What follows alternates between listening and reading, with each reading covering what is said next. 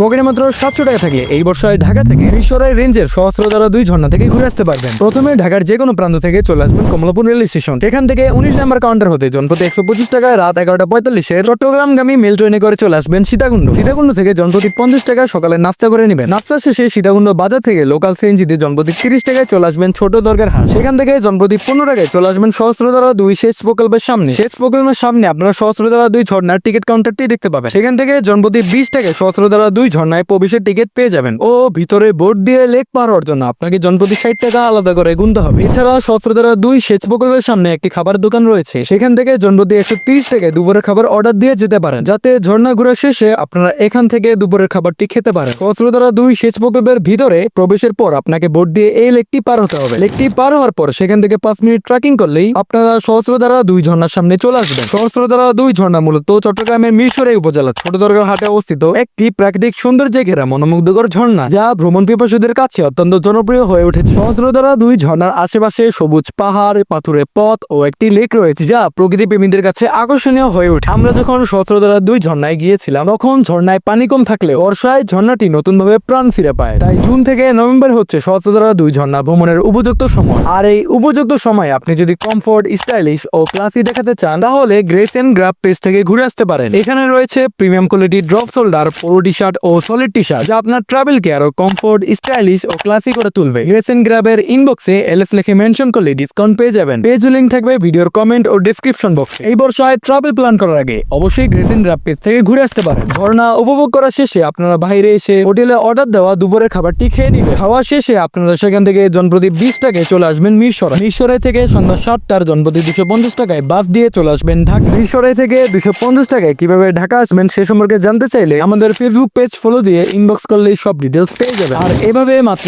700 টাকা দিয়ে এই বর্ষায় ঢাকা থেকে সহস্রধারা 2 ঝর্ণা ঘুরে আসতে পারবেন।